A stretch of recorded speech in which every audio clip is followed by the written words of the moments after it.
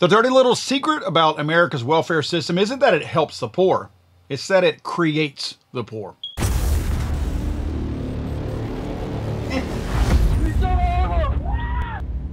Hey there friends, welcome back to another Legally Armed America video. I'm of course Paul Glasgow here, the one and only truth pimp, dealing you a vulgar display of logic and reason on a daily basis. That's right, we've built a machine that disincentivizes hard work and actually promotes and incentivizes staying at home, spitting kids out, and not getting married. Let's talk about SNAP first, since that's on the top of everybody's minds right now. The Supplemental Nutrition Assistance Program. Sounds really noble, right? Let's feed the hungry. But behind that warm and fuzzy acronym hides one of the biggest taxpayer scams in all of America. In 2024, 41.7 million Americans were receiving SNAP benefits. That's essentially 1 in 6 working age adults in America receiving that. So every 6 people you see, one of those, I'm talking about adults, one of those would have at least received SNAP benefits. Now, out of that number, about 3 to 4 million were able-bodied adults without dependents, meaning they're perfectly capable of working, but they choose not to. These aren't people with kids. These aren't people with disabilities. These are fully functional adults choosing not to work while living on the taxpayer's dime. This is probably an argument a lot of you guys have been having out there with the moochers and the freeloaders out there. Everybody wants to say whenever you speak out against fraud and the lazy fatties out there that are sitting on their butts choosing to spit out kids and not work so that they can get all these welfare gains given to them, they all want to say, oh, there's veterans on there, there's disabled, there's old people. We know this. We all know this. You're the one milking the system. You're the one defrauding it with your laziness. We're very much aware of those other ones. Those are the people that the system was actually created for. Somehow or another, all these leeches, all these roaches latched on. And you know as well as I do, once you implement a welfare program, good luck getting rid of it. I said that at the beginning of the Obamacare thing. Once you start giving out more free cheese, you can never take it away. Because then you get blamed for starving or taking health care away. You take the blame for removing that useless system that was basically defrauded by everybody. Now, another fun little interesting thing that a lot of these people who are embarrassed for milking the SNAP system, they like to throw back in your face, oh, do you realize there's a work requirement? Everybody on SNAP works. Complete lie. Complete lie. I know it's projecting their own embarrassment for choosing to be on a system instead of having the dignity that we all do to get up and work, but that is a lie. By law, if you are an able-bodied adult with dependents, that is a measurable category for them, that's crazy, you can only get 3 months of SNAP benefits in a 3-year period unless you work at least 80 hours a month or go through job training. Okay, so you're right. Everybody has to work to receive SNAP. My bad. That's not true. That is an outright lie. Here come the waivers. States can apply for waivers if their local unemployment is, quote, high. And high means the unemployment rate is 6% or more, or it's 20% higher than the national average. Once that waiver is approved, the state's able-bodied people now have a free pass to stay home and get free SNAP benefits. Once that state waiver is approved, all the able-bodied adults can sit at home and get their indefinite supply of SNAP benefits. Here's where you create a system that cannibalizes itself, eats off of itself. Here's where a system that may have had a positive goal whenever they instituted the program, but these programs start to eat themselves. People figure out a way to game the system, and they figured out how to game this SNAP system regarding these high unemployment waivers. The more people who don't work, the higher the unemployment number climbs. The higher unemployment goes, the easier it is for states to get a federal waiver. The waiver removes the work rule, allowing even more people to stay at home. The unemployment rate stays high, which keeps the waiver in place indefinitely. It's a self-feeding welfare system, and the government designed it this way. So the system rewards high unemployment. So you've got a person who is incentivized to not go look for a job, remain out of work, to boost those high unemployment numbers so that they can get the state to declare high unemployment to give them free welfare benefits indefinitely. It's a beautiful thing if you can actually stomach that. If you have zero dignity, no pride whatsoever, and you don't mind being classified as an absolute loser, this is awesome for you. This system has nothing to do with ending poverty or hunger in any kind of way. It's simply about managing it and making sure that you stay dependent on all these people for receiving your free cheese. Because managing this system keeps the checks coming and the votes secured. But it ain't just the SNAP benefits. I know we've been talking about that a lot lately because it's all kind of front of mind. But our government, Lyndon Baines Johnson, go look at this dude. This dude, if you don't know about, see, boy, I tell you what, I could go off on a million different tangents right now, but I'm not going to. I'm just going to throw this at you real quick. History really is written by people who write the history books, because history is not being reflected properly in what we learned in the public school system. If you went to public school, I went to private and public school. There's a bunch of lies out there. But these systems were created starting back in around the late 60s, early 70s. They were created to enslave people, to make people dependent on the government. And at the time, it probably seemed crazy. In fact, at the time, it seemed like a good thing to do, like it probably felt good to implement a lot of these programs. But slowly over time, that rot started to take place. And people really realized we can game this system. Then what happened? This changed.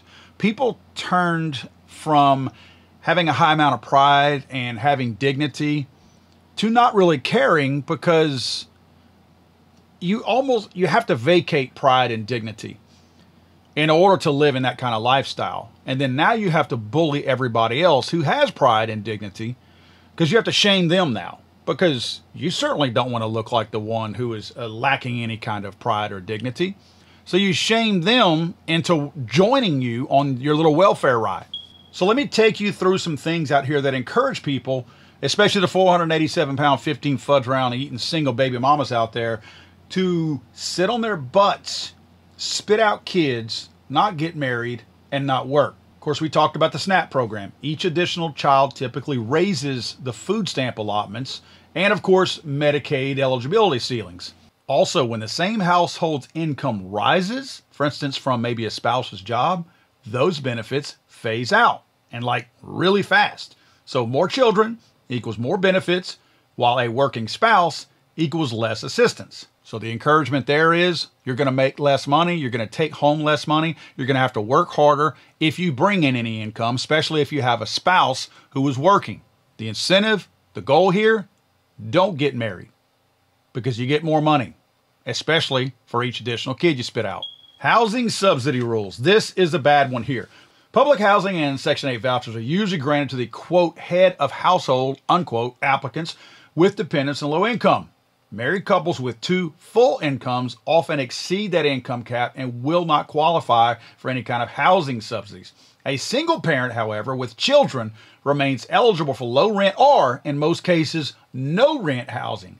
This structure, in my opinion, intentionally rewards single status and penalizes those who might think about getting married. Want free housing? Better stay single.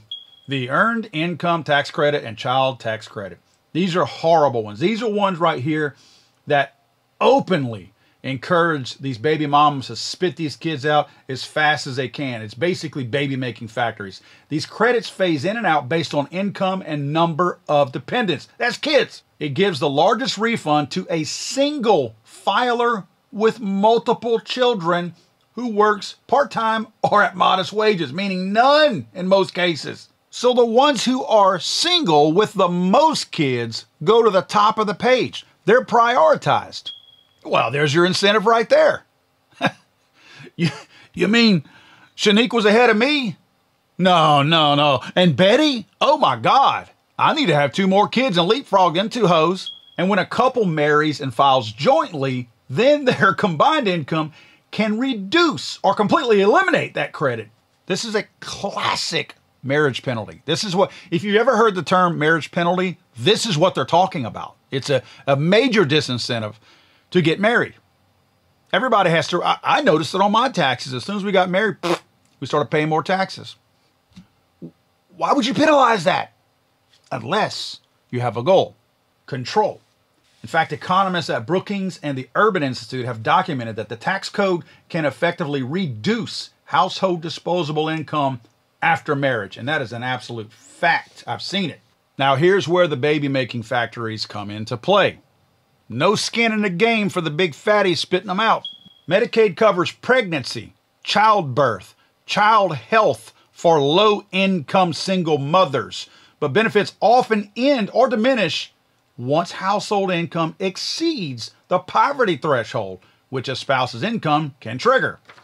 So they don't take into account all the welfare. So you might be actually making enough money off of welfare to put you well above the actual poverty level. But if you're making income, then that counts towards your income, like if you have a job or whatever.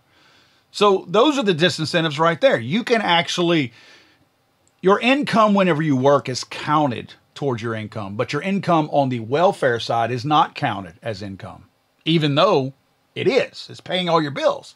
The WIC program itself provides free formula, free food, free health screenings for mothers with infants and toddlers. Again, scaling upward by child count, not marital status. Your incentive here is not to get married. Your incentive is to have another kid. Want to get your nails did a little bit more often than what you get them did now? Another kid will pay for that. Here's the penalties. Effective marginal tax rate.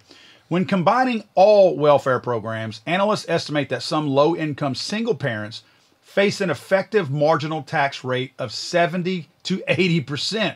This means that they lose almost $1 in benefits for every dollar that they earn if they're working.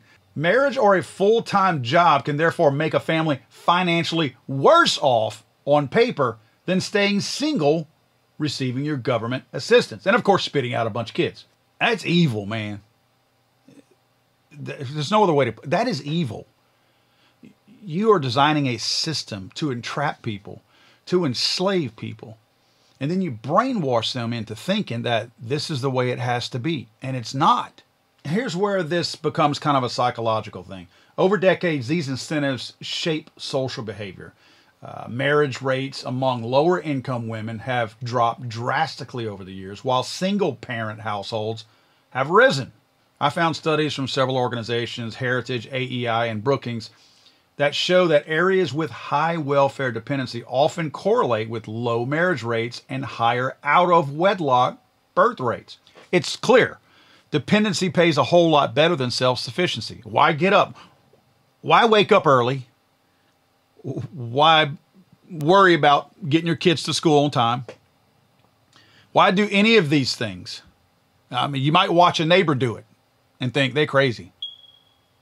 Why do any of that when the government would prefer you to stay home, prefer all that stuff? You know, all these people crying and whining about SNAP benefits. You know how they were talking about the No Kings protest? Those same people who were saying that we don't have kings are begging for crumbs now from the king, from the government.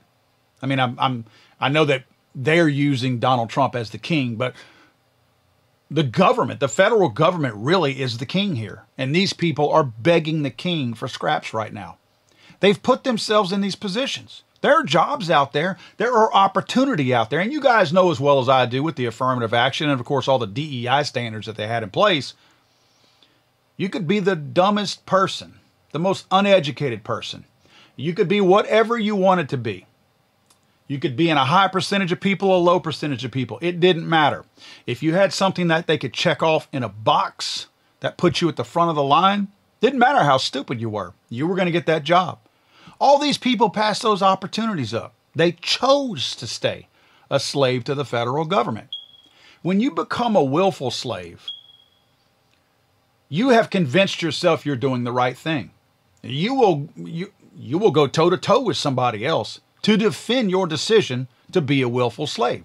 So all these people out there who are claiming that, oh, there's work requirements, school them on this, please. Please let them know that there is a system in place to incentivize people to not work. I've seen so many people, and look, I know there's people out there, look, I know personally people who were technically overqualified, they don't have a job, they're overqualified, and no one's going to hire them. I mean, there are a lot of reasons why a lot of different people are out there not working. But no one can look me in the eye and tell me that the vast majority of people who are sitting at home getting government subsidies and benefits and welfare, no one can look me in the eye and tell me they might do this because they purposely don't investigate the truth, but if they know the truth, they can't look me in the eye and say that these numbers are accurate, that these people deserve it, that wholeheartedly this amount does. Now, there's a lot of people out there, especially the ones who are on it and milking the system themselves, that are going la, la, la, la, la. They don't want to hear it. So they never go look. Like all these work requirement waivers and exemptions that I'm telling you about, they're going to tell you that I'm lying, that I'm making it up. And a simple Google search will confirm everything that I'm telling you. But they won't go do that because they don't want to know the truth, because then it makes it harder to sell the lie. Folks, this is generational poverty, and it's brought on by the very people themselves. Their children grow up believing that the government, not the parent, is the provider. And it really is. I mean, it is the truth. The government is daddy. And the cycle just continues. If the government really wanted to have an impact on ending poverty and lifting people up, they would, instead of incentivizing all these other things, they would reward hard work, or work in general, marriage, and independence. But the government doesn't reward those things because an independent American cannot be controlled by the federal government. They like their control. Guys, if you liked the video, please share it. Please tell your friends and family members that there's a lot of truth going on right here. I source everything that I look up. Everything that I say, you can take it, Google it, drop it into an AI assistant, whatever you want to do. You're going to find tons of truth at the end of that rabbit hole. And guess what? Along the way, people will actually learn something, and they'll learn more about our federal government and our country in general and the way it's run. Believe me, the people, the 535 politicians in Washington, D.C., they are not looking out for you and I. These programs were designed to keep people enslaved, not to let them or help them get out. Don't forget, guys, if you're looking for a book to educate yourself and to educate the idiots out there who can't think for themselves regarding mass shootings, go to damnliars.net. Again, damnliars.net, and get my brand new book, Damn Liars. I'm sorry, I thought this was America.